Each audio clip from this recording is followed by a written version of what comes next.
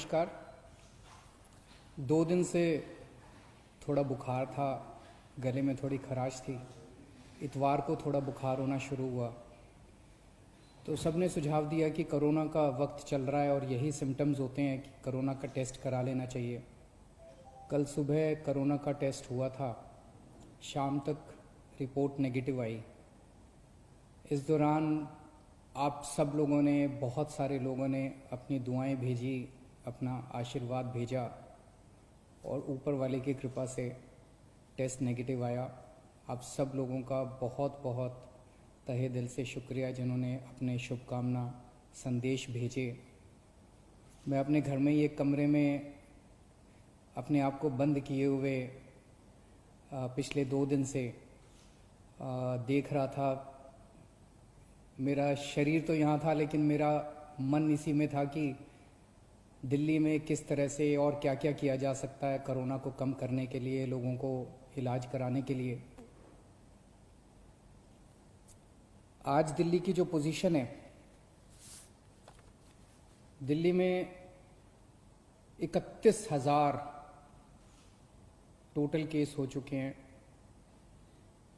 इसमें से लगभग 12,000 लोग ठीक होकर घर जा चुके हैं। 18,000 लोग अभी एक्टिव केस हैं जिनको अभी भी बीमारी है। 900 के करीब लोगों की डेथ हो चुकी है। जो 18,000 लोग एक्टिव केसेस हैं, इनमें 15,000 होम आइसोलेशन में अपना इलाज करा रहे हैं। कल एसडीएमए की मीटिंग थी, स्टेट डिजास्टर मैनेजमेंट अथॉरिटी। उसमें मुझे भी जाना था, मैं नहीं जा पाया। मनीष सिसोदिया जी और अन्य मंत्रीगण गए थे। एलजी साहब ने इसकी अध्यक्षता की थी। वहाँ पे जो आंकड़े प्रस्तुत किए गए सरकार द्वारा, वो आंकड़े दिखाते हैं कि आने वाले समय में दिल्ली में कोरोना बहुत तेजी से फैलने वाला है। 15 जून को उम्मीद है कि 44,000 केस हो जाएंगे। जो आज 31,000 केस हैं, ऐसा अनुमान है कि 15 जून तक 44,000 केस हो जाएंगे। 30 जून तक 1 लाख केस हो जाएंगे। 15 जुलाई तक 2.25 लाख केस हो जाएंगे और 31 जुलाई तक लगभग 5,32,000 केस हो जाएंगे दिल्ली में टोटल। और इसको देखते हुए 15 जून तक हमें 6,681 बेड्स की ज़रूरत पड़ेगी। 30 जून तक 15,000 बेड्स की ज़रूरत पड़ेगी। 15 जुलाई तक 33,000 बेड्स की ज़रूरत पड़ेगी। 31 जुलाई तक 80,000 बेड्स की ज़रूरत पड़ेगी। तो चुनौती बहुत बड़ी है। इसमें सबसे पहले तो अपने को ये करना है कि अपने आप को, हमें सबको कोरोना से बचाना है। इसे अब जन आंदोलन बनाना है। 3 बातों को, हमें मास्क पहन के घर से निकलना है, हमें बार बार हाथ धोने हैं, सैनिटाइज करने हैं और सोशल डिस्टेंसिंग करनी है। अभी तक हम कहते थे कि हमें करना है, अब हमें ये भी करना है कि अगर कोई नहीं कर रहा तो उनसे हाथ जोड़ के विनती करनी है कि भाई साहब आप भी कर लीजिए। आपकी सेहत के लिए भी अच्छा है और दूसरों की सेहत के लिए भी अच्छा है। क्योंकि अगर कोई और नहीं कर रहा तो उसकी वजह से दूसरों को फैल सकता है, उसकी वजह से कोरोना दूसरों को हो सकता है।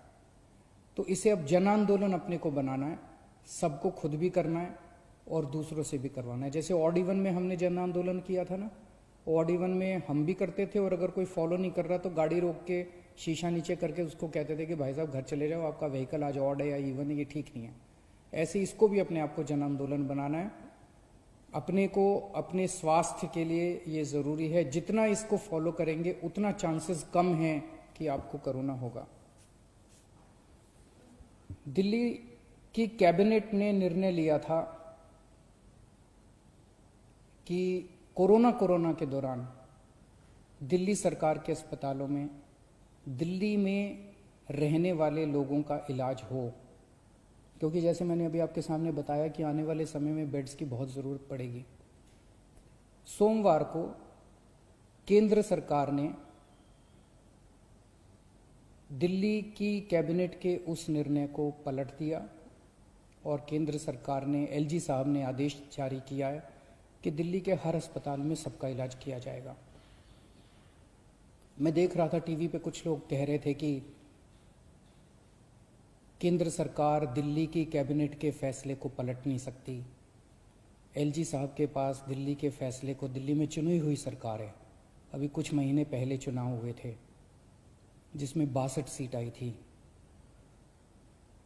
दिल्ली की चुनी हुई सरकार के कैबिनेट के निर्णय को एलजी साहब या केंद्र सरकार पलट नहीं सकते। कुछ लोग ऐसा कह रहे थे।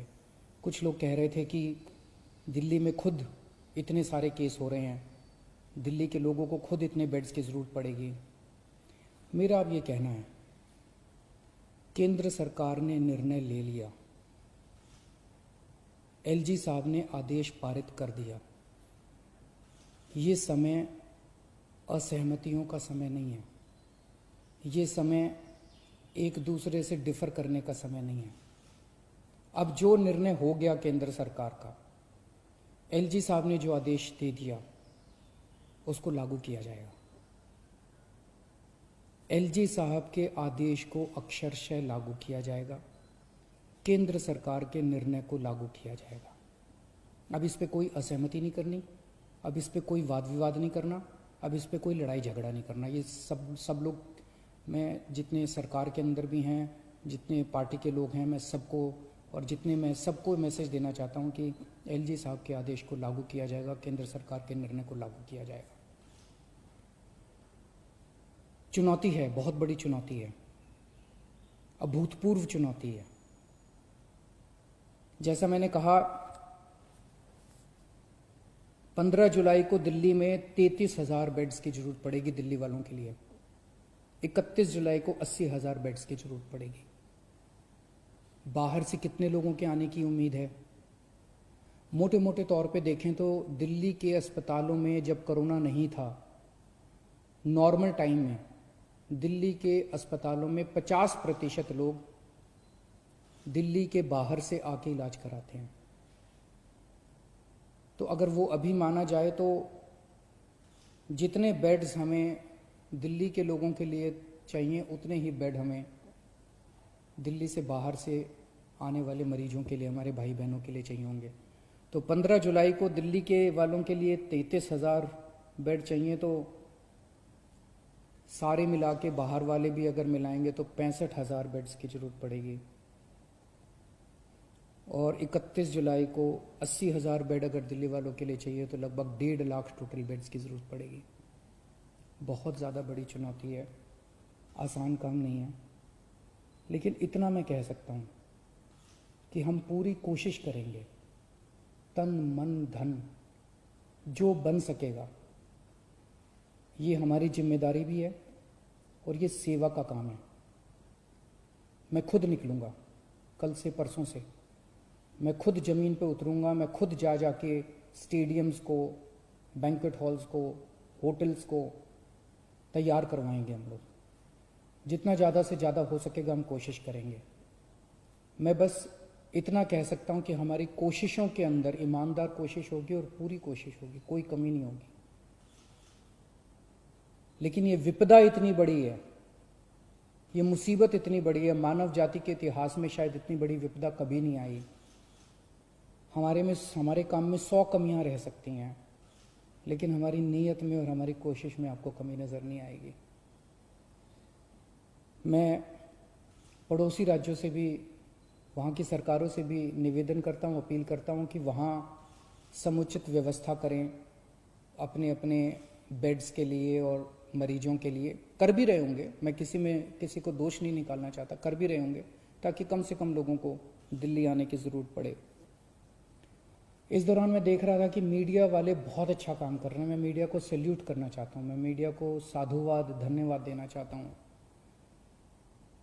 आपने हमारी जो जो कमियां रह जाती हैं, आप रोज़ हमारी कमियां बताते हैं और वो कमियां हमें सीखने का एक मौका देती हैं।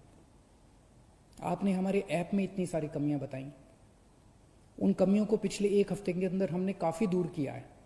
अभी भी कुछ कमियां हो सकती हैं, आप प्लीज़ हमें ज़रूर बताइएगा। काफ़ी कमियों को ऐप में दूर किया, लेकिन अभी भी जो कमियां हो हमें ज़रूर बताइएगा।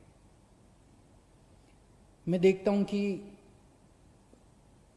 लगभग हर चैनल पे कुछ पेशेंट्स को या पेशेंट्स के रिश्तेदारों को, दोस्तों को, वो किस तरह से बताते हैं कि कई अस्पतालों में गए, मैं पहले इस अस्पताल में गया, मैं इस अस्पताल में गया, मैं इस अस्पताल में गया, मुझे इलाज नहीं मिला, मुझे बेड नहीं मिला।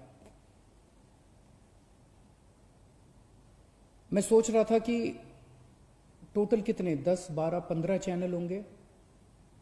उन 15 चैनलों पे 15 या 20 केसेस बताए जा रहे होंगे, लेकिन ऐसे लोगों की संख्या जिनको तकलीफ हो रही है, जिनको बेड नहीं मिल रहे, उससे कहीं ज़्यादा है।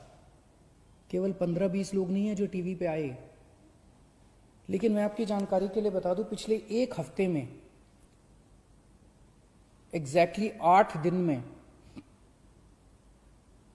दिल्ली के अस्पतालों में 1900 लोगों का एडमिशन हुआ, 1900 लोगों को बेड मिले हैं दिल्ली के अस्पतालों में। और आज 4200 बेड अभी खाली हैं। लेकिन ये 4200 बेड मोस्टली सरकारी अस्पतालों में खाली हैं, प्राइवेट के मोस्टली भर गए हैं। उसका भी इंतजाम कर रहे हैं, कोशिश कर रहे हैं। लेकिन पिछले 8 दिनों में 1900 लोगों को बेड मिले। लेकिन एक तरफ जहां 1900 लोगों को बेड मिले, वहीं कम से कम 150-200 लोगों को बेड के लिए धक्के भी खाने पड़े। तो जब टीवी चैनलों के ऊपर एक एक केस बताया जाता है, मेरी टीम एक एक केस पे गौर करती है और हम उससे सीखने की कोशिश करते हैं। एक तरफ हम कोशिश करते हैं कि उस व्यक्ति को हम उसकी विपदा दूर कर सकें, और दूसरी तरफ उसे तकलीफ क्यों हुई, हमारे सिस्टम में कहाँ कमी थी, उस कमी को सीख के उस सिस्टम की कमी को हम दूर करने की कोशिश करते हैं, ताकि आने वाले और किसी को तकलीफ ना हो। लेकिन फिर भी हम परफेक्ट नहीं हैं, सब कुछ ठीक नहीं है, अभी बहुत सारी कमियां हैं हमारे सिस्टम में, और सब कुछ लेकिन खराब भी नहीं है। काफ़ी कुछ काम हुआ भी है, हमारे डॉक्टर्स लगे हुए हैं, हमारे नर्सेस लगे हुए हैं, सरकारी ऑफिसर्स लगे हुए हैं, पुलिस वाले लगे हुए हैं, सब लोग बहुत काम कर रहे हैं। लेकिन अभी भी बहुत सारी चीज़ें ठीक करनी है। मेरी मीडिया के साथियों से निवेदन है कि इसी तरह से आप हमें अपने चैनल पे तो दिखाते ही हैं, लेकिन अगर चैनल के अलावा भी कहीं कोई आप कोई स्टोरी ना दिखा पाएँ, कहीं कोई कमी नजर आए, तो फ़ोन कर देना, उसको हम ठीक कराने की कोशिश करेंगे। और सबसे ज़रूरी बात, ये समय आपस में लड़ने का नहीं है, ये समय राजनीति का नहीं है। मैं देखता हूँ आपस में ये पार्टियां सारी लड़ रही हैं। बीजेपी वाले आम आदमी पार्टी से लड़ रहे हैं, आम आदमी पार्टी वाले कांग्रेस से लड़ रहे हैं, कांग्रेस वाले बीजेपी से लड़ रहे हैं, वो उससे लड़ रहा है, वो उससे लड़ रहा है। अगर हम सारे आपस में लड़ते रहे तो कोरोना जीत जाएगा। और जो एक आम आदमी बैठ के टीवी चैनल देखता है, वो सोचता है यार ये क्या पार्टियां हैं, आपस में लड़ रही हैं, मेरी किसी को परवाह नहीं है। हमें आपस में नहीं लड़ना, हमें इस टाइम एकजुट होना है, हमें एक देश बनना है। जब तक सारे मिलके नहीं लड़ेंगे, बीजेपी, कांग्रेस, आम आदमी पार्टी, ये पार्टी, वो पार्टी, डॉक्टर्स, नर्सेज, पुलिस, सारी संस्थाएं, समाजसेवी संस्थाएं, धार्मिक संस्थाएं, जब तक सारा देश मिलके एक साथ नहीं लड़ेगा, तब तक हम कोरोना को नहीं जिता पाएंगे। आप सोच भी नहीं सकते कितनी बड़ी विपदा है ये। आपस में नहीं लड़ना, सारी सरकारों को मिलके, सारी संस्थाओं को मिलके, सारी पार्टियों को मिलके हमें एकजुट होके कोरोना को हराना है। अगर हम आपस में लड़े, कोरोना जीत जाएगा, और अगर हम एकजुट हो गए, हम कोरोना को हरा लेंगे।